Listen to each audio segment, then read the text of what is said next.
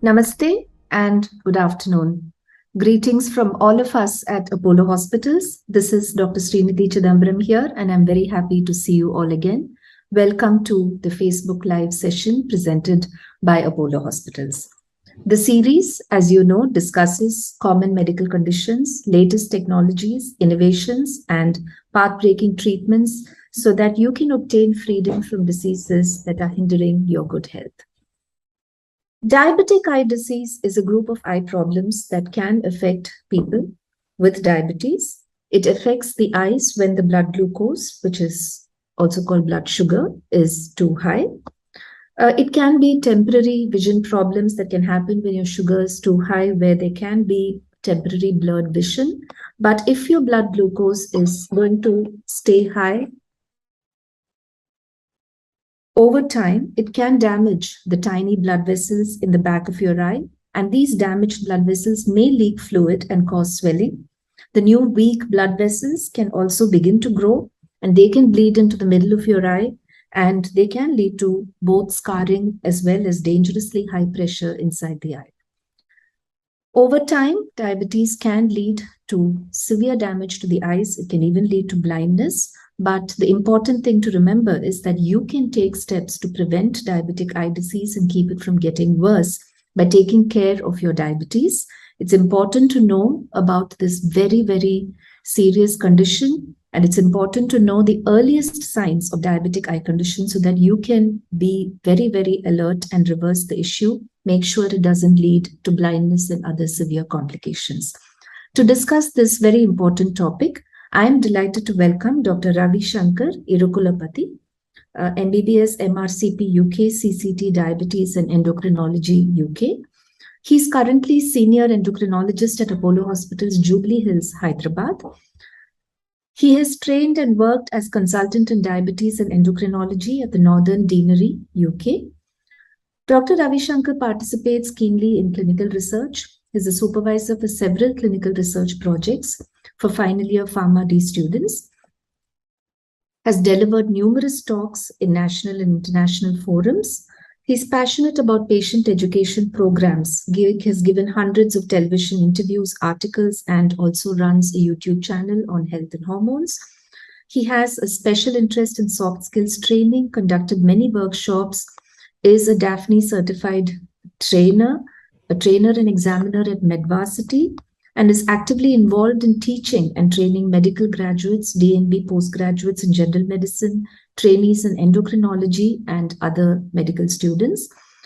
He's organized and co-organized several national and international conferences in diabetes and endocrinology, actively involved in drafting guidelines, consensus statements in diabetes under the aegis of RSSDI and ACE, co-founder and current president of the Association of Clinical Endocrinologists, and also the national clinical lead for Apollo Sugar, editorial board member of the Hypertension Journal. Welcome, Dr. Ravi Sankar, to this discussion. Thank you so much for joining us today. Namaste, Dr. Srinidhi. Good afternoon. Good afternoon. So we will begin by asking you, what problems do diabetics actually have with their eyes? As we know, diabetes can cause a lot of problems. It can affect all parts of the body, right from the head to the toe. So speaking about the various complications of diabetes, we can classify them as macro and microvascular complications. Macrovascular complications being that of the heart, the brain, strokes, etc. Whereas microvascular complications pertains to the smaller blood vessels, such as that of the kidneys, the eyes, and of course your nerves as well. So coming to eyes, we do have diabetic retinopathy, which is one of the key problems that we see in people who do have diabetes. And we also do have other problems such as cataracts. We have problems such as glaucoma as well. So speaking about diabetic eye disease, we need to discuss about diabetic retinopathy. We need to discuss about cataracts. We need to discuss about glaucoma, essentially. So how long, I mean, like in the sense that, how does diabetes exactly damage the eyes, and when do these eye diseases, we'll go into each one of them in a bit, but what is the general reason why these problems happen in the eye due to diabetes? As I was earlier mentioning, people with diabetes can have damage to the small blood vessels, the tiny blood vessels that are present in the back of the eye, which we call as the retina. Retina is the screen behind the eye on which the images do focus. And if at all there is any damage whatsoever, any dots, any blots, any leak of blood vessels, any burst blood vessels, that can lead to serious problems pertaining to the vision. So this is what we call as retinopathy. Along with this, we do have problems such as your glaucoma, wherein the pressure in the eyes increases. We do have cataracts, wherein the lens opacifies earlier than it should, and that leads to a difficulty in vision as well. Speaking about the various causes of eye problems, I think usually, along with hypertension and other problems, diabetes is one of the global leaders in terms of eye problems. And we should not forget that along with diabetes, in people with diabetes, there are associated problems such as your high blood pressure, which is not a very good thing to happen in people with diabetes because uncontrolled hypertension, uncontrolled blood glucose levels, along with high cholesterol is very dangerous. And if somebody were to be a smoker, it's a quadruple whammy, I would say. So how long does it take for diabetes to start begin to cause eye problems, or is it that if somebody's diabetes may be long-standing but still under good control, then these problems can actually never happen? It's a very good question, Dr. Srinidhi. In this context, we need to take this in this way. If at all it were to be a type 1 diabetic, i.e., somebody who needs insulin, which usually presents within a short span of time, the damage done to the eyes is usually after a certain period of time because the diabetes is detected early on in type 1 diabetics. But on the contrary, usually type 2 diabetes can be there without diagnosis for a little while longer. And by the time type 2 diabetes is diagnosed, some damage could have incurred to the eyes. Hence, the reason why they say that type 2 diabetics ought to have their eyes screened immediately after diagnosis, and of course, thereafter annually or at least twice a year, depending on how good the eyes are. Whereas in type 1 diabetics, the good old saying is you can wait perhaps for 3 years or so and start screening. But that's not quite true when it comes to type 2 diabetes. This is because the high blood glucose levels would have caused some damage to the back of the eyes if that were to be a type 2 diabetic. Hence, the reason we need to remember that it is a duration of diabetes, it's the poor glucose control or the intensity of poor glucose control, along with associated poor blood pressure control, and of course, high cholesterol levels as well. And also take into consideration the fact if somebody were to be a smoker or not. So now let's talk a little bit about these eye diseases in detail. So what are the common eye diseases? We spoke about retinopathy and macular edema and cataract. So what are the different types of eye diseases? And let's talk a little bit about each one of them. Yeah, I don't want to claim that I'm an ophthalmologist. I'm an endocrinologist.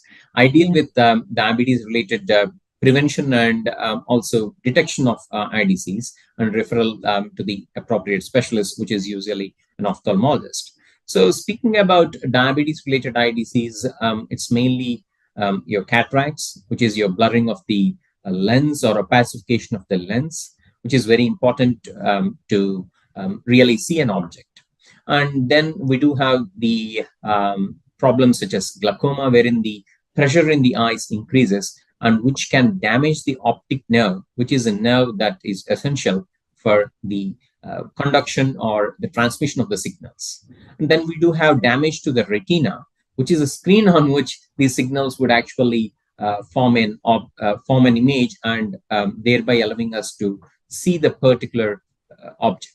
So if damage happens to any of these, be it the lens, be it the optic nerve through glaucoma, or on the retina, which is a screen, so you can have damage in the form of diabetic eye disease. So any of these three can lead to diabetic eye disease. It's a very generic term, but specifically speaking, I think it is these three problems that we see in general. And these are very common problems that may go undiagnosed or get diagnosed late, which can lead to serious problems pertaining to the vision. So what would be the earliest symptoms of these eye problems that one should watch out for? See, some may be asymptomatic till the real damage happens, which is really unfortunate. Because if a person were to have some symptoms or signs, at least the person would seek attention. So the good old saying is, don't wait for the symptoms and signs to happen. Make sure that you go for screening annually. Okay. As I earlier mentioned, in type 1 diabetics, we can wait perhaps up to 3 years if the person doesn't have any issues. But in type 2 diabetics, we can't sit on it. We need to start screening right from the word go. As soon as a person is diagnosed with type 2 diabetes, it is important that the person gets all the screenings done, be it your sugar, be it your blood pressure, be it your cholesterol, the feet, and of course your eyes as well. So speaking about eye screening, we need to get a dilated examination of the eye, ideally. And if that's not possible for any reason, at least photographs of the back of the eyes so that the retinopathy can be screened for. So this is very essential in the context of diagnosis of diabetes, along with checking of blood pressure and also checking for any abnormal cholesterol levels as well. So once we do this, we'll be in a better position to understand what exactly is happening. But if you really ask me what exactly are the symptoms and signs, there's a big list. Let's start with the simplest of the simple, which is blurred vision. Okay, if the vision is not as good as it should be, and if you're seeing things blurred, then you need to seek an attention of the eye doctor. If you're seeing any wavy forms, for example, a particular object is seen as a wave or up and down, then you need to see an eye doctor. If you're seeing flashes of lights, it is time to see an eye doctor. And if you're to be seeing too many floaters in your eyes, I think you need to see an eye doctor. Again, if you think your color vision is actually blurred, it is very important to seek the attention of an eye doctor so that they can do the needful. So these are some of the common signs and symptoms that you come across when somebody has got retinopathy or cataract or glaucoma. Right. So the basic idea is that, one should keep good control of their blood sugars. So what would you advise people regarding diabetes, sugar control, and what can be done to make sure that, this doesn't pose a huge risk to eye issues as well as other issues? Yeah, let me add to your question that it's not just blood glucose control. It is control of the blood pressure. It is control of the cholesterol or lipids, and of course, staying away from smoking. So you follow these four basic rules, i.e., sugar control, blood pressure control, cholesterol control, and of course, stay away from smoking. You are protecting yourself from diabetic eye disease if you already have diabetes. So pertinent to state that as soon as you're detected with diabetes, along with your screening for your eye problems and, of course, controlling your sugar, you need to control the blood pressure as well, because blood pressure is kind of ignored by most people, assuming that, look, I'm fine kind of approach. Immediately, it may not translate or show up in the form of any ailments, but definitely it would in the long run, be it in the form of eye disease or kidney disease, or for that matter, heart attacks or brain stroke. So I think blood pressure has to be addressed with as much importance as that of your blood sugar control. Speaking about blood sugar control, of course, there are medications that can control your blood sugar. There are other ways and means. For example, you may have to give insulin as well in certain circumstances because oral medications might not be helpful. And not to forget the importance of following a healthy lifestyle in the form of adequate exercise and, of course, appropriate dietary precautions as well. So I think it's a holistic approach that would enable one to protect their eyes along with other organs if they were to be diagnosed with diabetes mellitus. You were mentioning the ill effects of smoking. We know that it affects almost every organ in the body. How does it affect the eye exactly? Yeah, smoking has been directly linked with retinopathy or worse outcomes when it comes to eye problems. So we all know that smoking can actually cause damage to the small blood vessels along with your large blood vessels. So it's not just heart attacks and brain strokes that smoking can cause. Of course, it does cause cancers as well.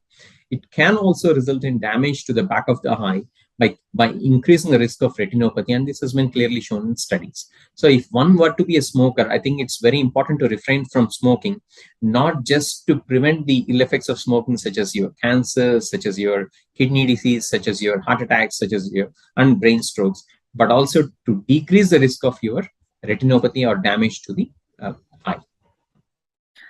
So now coming to diagnosis. So once somebody goes for a screening, how are these eye problems diagnosed?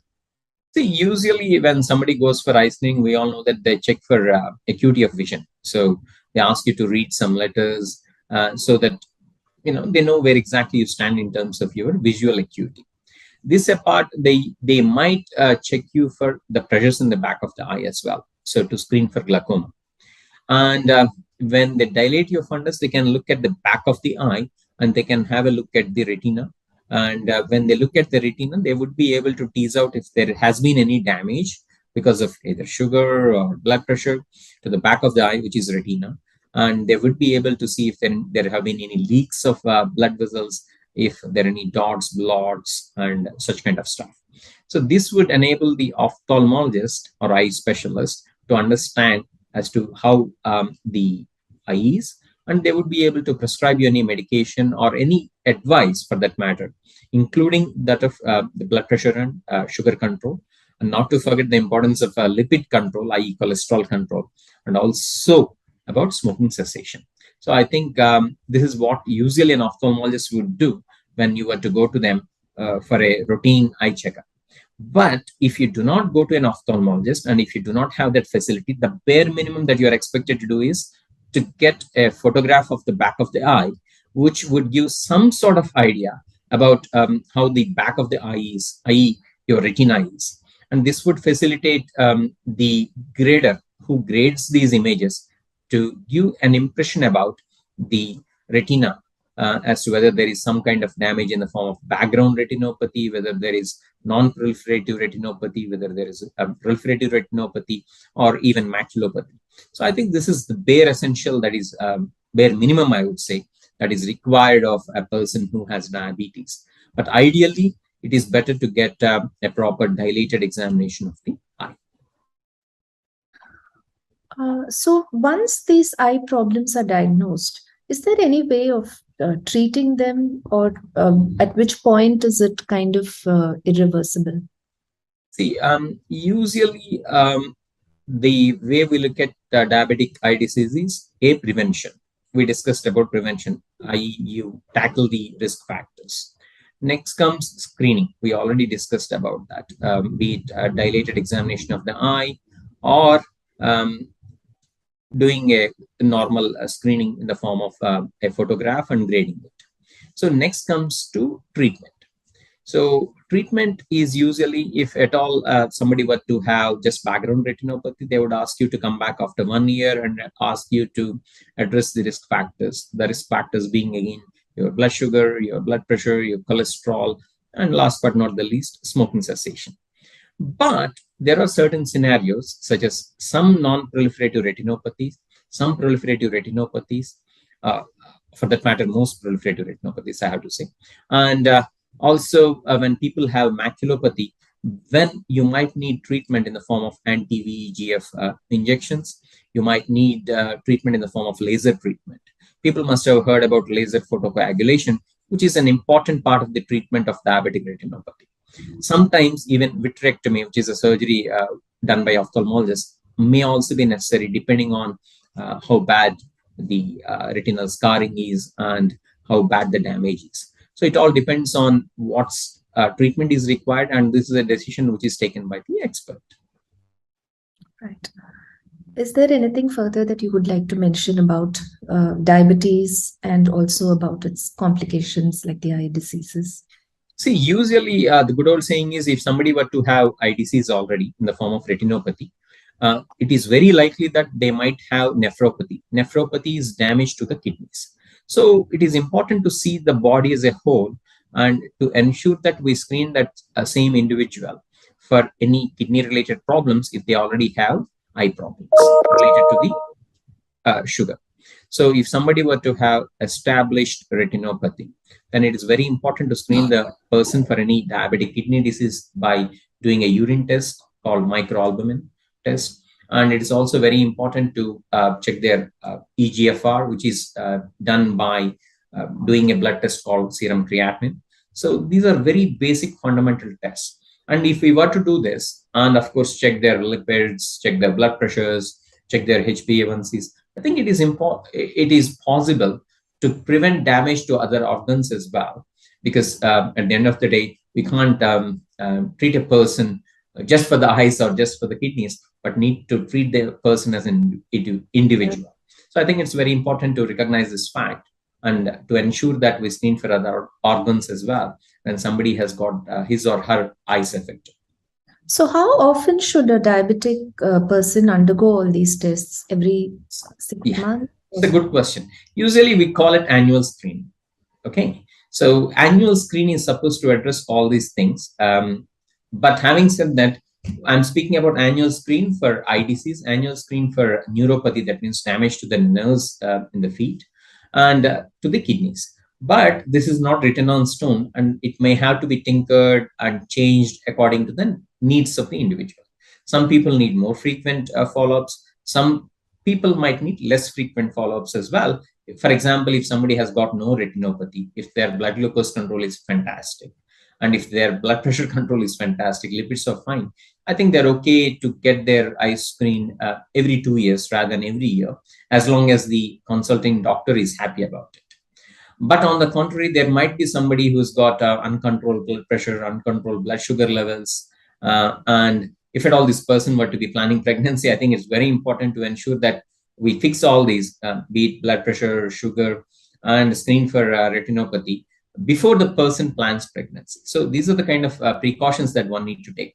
Speaking about pregnancy, anybody who's planning pregnancy and already has diabetes needs to ensure that they have their eyes screened within the three months period prior to getting pregnant, and of course every trimester as well during pregnancy. And follow-up is also necessary within the 1 year postpartum as well. So I think it all depends on the scenario we're discussing. As I earlier mentioned, if that were to be a type 1 diabetic, type 1 diabetics do not necessarily need any eye screening for about 3 years at least, okay? Because they usually get their diabetes picked up sooner rather than type 2 diabetics. But on the contrary, type 2 diabetics need their eyes screened as soon as they have been diagnosed with type 2 diabetes. And of course, usually annually, but sometimes that can be deferred to once every 2 years. So, I think we have discussed most aspects of diabetes as well as diabetic eye disease. And I think you have really emphasized how it's very important to manage not only the diabetes, not only the sugars, but also the blood pressure, the cholesterol, and quit smoking if you smoke. So thank you, Dr. Erukulapati. And I hope, dear viewers, that you've had a very good overview of diabetic eye disease. So the key message here has been that prevention is very important. And if you're diabetic, it is important to have these screenings very often, at least once a year or as much as your doctor advises you, because these actions are very powerful ways to protect the health of your eyes, and that can prevent blindness. They can make all the difference. So the sooner you work to manage not only your diabetes, but your other health conditions, the better. And even if you have been struggling to do this in the past, please note that it's really not too late to begin. So you can take better care of yourself from today to start protecting your health, protecting your eyes, and protecting all the other vital organs, especially if you're diabetic.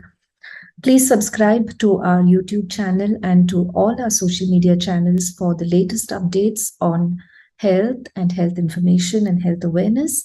And you can always reach us at any time through our hospitals as well as through our digital channels in order to get assistance and guidance related to your diabetes or your eye issues or any other health issues that you may be facing. So till we meet again, take care and stay safe. Thank you and namaste.